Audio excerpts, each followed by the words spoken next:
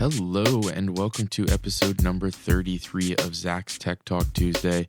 My name is Ryan McQueenie, and on this week's show, we will be chatting about the latest drama involving Facebook, social media, data security, and a little-known political consulting firm called Cambridge Analytica.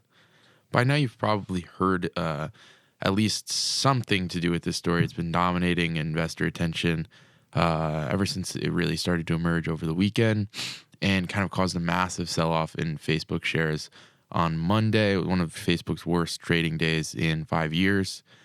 So definitely, as an investor, something to keep an eye on. But what is going on here? We obviously need to investigate a little bit further. So first of all, just the basics.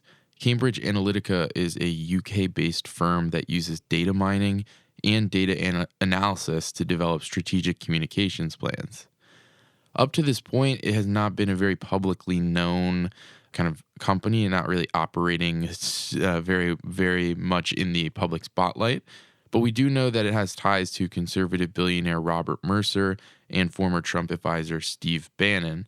You know, again, this is a political consulting firm. So these are these types of companies that go in and they work with campaigns on developing data-informed strategies for advertising on platforms like Facebook. So over the weekend, Facebook said that it suspended Cambridge Analytica from its platforms while it works to determine the accuracy of reports that the UK-based firm mishandled Facebook user data. So this also really started when stories published by The Observer, a UK newspaper, and the New York Times cited Christopher Wiley as a whistleblower that allegedly played a role in the incident. Wiley said that Cambridge academic Alexander Kogan made an app that prompted users to answer personal questions in order to build a psychological profile. This data was then allegedly shared with Cambridge Analytica without Facebook's consent, which represents a terms of service violation. Facebook reportedly learned about this violation and blocked Kogan's app in 2015. The social media company also supposedly ensured that all parties involved destroyed the inappropriate data. However, these recent reports imply that not all of this information was deleted, prompting Facebook to suspend Cambridge Analytica while it investigates. But the reason for this particular issue really causing so much drama is that Cambridge Analytica also worked on Facebook ads for President Donald Trump during the 2016 election. Of course, many companies with advertising-first business models, many internet companies with advertising-first business models, such as Facebook, Alphabet, and Twitter, have faced intense criticism for their failure to protect user data and vet content recently. Specifically, these websites have been linked to Russia's propaganda campaign to influence the 2016 U.S. elections. Now you can take a step back and see why this particular story is causing so much attention, causing so many headlines over the past few days. This overarching story, it feels like one small piece of a much, much larger puzzle involving a lot of key players and a lot of key parties, and seeing kind of how some of this on the ground level is unfolding with a company like Cambridge Analytica that I think just by their very nature invokes a lot of mystery and curiosity as to what exactly these companies do and what they, and now kind of what they don't do. And the fact that, 50 million Facebook users' data are reported to have kind of gotten caught up in this whole fiasco. That's a big number of users there, and then all the other buzzwords I just mentioned kind of create this perfect storm for us to be talking about it today. However, there's three major concerns here from an investing perspective. Obviously, all the other things I mentioned are going to get into a conversation about culture, society today, how we handle social media, what we put on social media, how we interact with platforms like Facebook, and then kind of like corporate responsibility and is Facebook doing a good enough job to protect its users? Those are all more social and political conversations that are, we should be having, certainly. But from an investing perspective, I'm seeing this with three other concerns. And probably these concerns, I think, when you look at Facebook selling off on Monday, probably more focused on these types of issues. First, these incidents can lead to increased regulatory pressure that could result in fines or added legal burdens going forward. So, if this is something that causes a change in a law or a regulation that adds, more to Facebook's platter, if you will, then that's something an investor would care about. And then also, if this results in a fine or any sort of other penalty for Facebook, that could have some repercussions.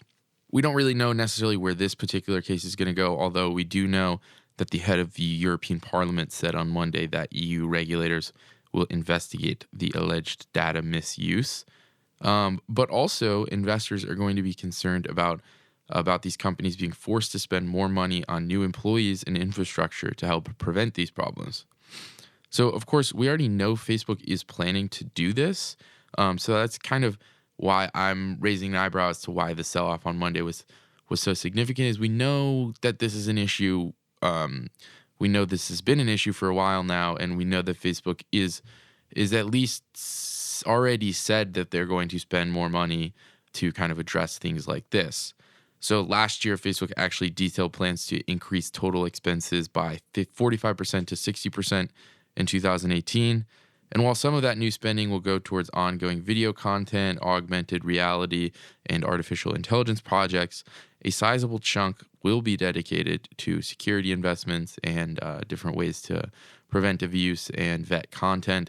And some of that just comes down to increasing workforce. So, Facebook's headcount has increased significantly over the past year. We'll probably look for that to, increase even more in 2018. And, a lot of those new employees are just simply people that are working on verifying the accuracy of information being spread on the platforms, which, again, on one side of the coin, it seems long overdue and seems like, Facebook has really dropped the ball on vetting content up to this point. But from an investor's perspective, we know that the money is being spent now, and the company has kind of detailed why and how it plans to spend it. But then the third thing I really wanted to bring up here as far as what investors need to be worried about is the concern that these scandals make places like Facebook less attractive for advertisers to actually do business with. So I think, I'm kind of operating with an assumption right now that these issues, these PR disasters really that we've experienced with Facebook over the past few months aren't having an effect on the company's business in terms of being able to, keep advertisers attracted and paying, a high premium for what is considered a really high quality advertising platform. Obviously, as a Facebook user, you say, well, could certainly be affecting the business model if people decide to say, you know what, that's enough Facebook for me. I'm going to take my social media elsewhere. I'm just going to kind of unplug from social media because all of this has gotten too crazy for me. Part of what that says is, if that kind of gets all the way to the advertisers and they say, well, maybe this platform isn't as golden as we thought it was. Maybe we don't want to advertise with you. Maybe we're seeing, people in our kind of target audience ditch Facebook because of these stories. So maybe we don't want to spend our money there. However, at least one Wall Street analyst that I want to highlight here thinks that we might be getting a little bit ahead of ourselves with these concerns. Speaking to Reuters on Monday, Brian Weiser, whose Pivotal Research Group firm has a sell rating on Facebook right now, said that advertisers are unlikely to, quote, suddenly change the trajectory of their spending growth on the platform. So what does that quote mean? I think, if I'm reading that right, I think that the key there is suddenly change. So when we talk about the potential issues that we're seeing here with advertisers and the perception of Facebook changing, it seems like something maybe that will start to be able to track down the line. But when it comes to these large companies and these kind of key clients that Facebook is doing business with, it's kind of difficult to just suddenly change, as the analyst used, their spending models and what they were planning on doing in the near term. So will it have an immediate effect?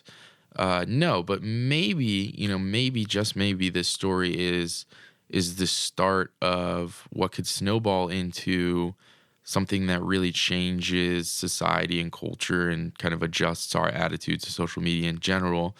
And if that does happen and the result of that is less people using Facebook or people spending significantly less time on Facebook, then that's obviously a problem for Mark Zuckerberg and his company and investors as well. We saw the concerns that something like that might start to happen with the massive sell-off on Monday. Facebook's sheer size and power, sell-off like that inspired, kind of volatility throughout the tech sector. We saw tech stocks leading what was a brutal day of trading on Monday. Indexes in the red. There was blood everywhere, led by the tech-heavy NASDAQ. So it's not like it's crazy to think that this type of story could cause volatility. We're literally seeing it happen. How long will it last? It's tough to say. How big of an impact will this actually have on the business model? Tough to say right now, and you're going to get a lot of different mixed opinions about it. And to be quite honest with you, I'm not sure I really have my own opinion on this completely well thought out and digested, because it's just so hard to judge what society and what pop culture are going to do next. That being said, I will point back to my two other points that are a little bit less, meta, and say, if something like a fine comes in, that's obviously something we want to keep our eyes on, and that's a near-term issue. Near-term spending to fix these problems, that's all stuff that we will see quickly. So some near-term stuff to keep your eyes on, some long-term stuff to keep your eyes on. But that, I think, just about does it for us this week.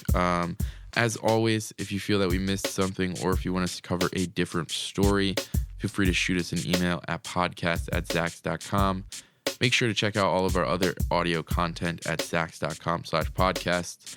And remember to subscribe and leave us a rating on Apple Podcasts. Thank you for listening to the Zacks Tech Talk Tuesday. We will see you next time.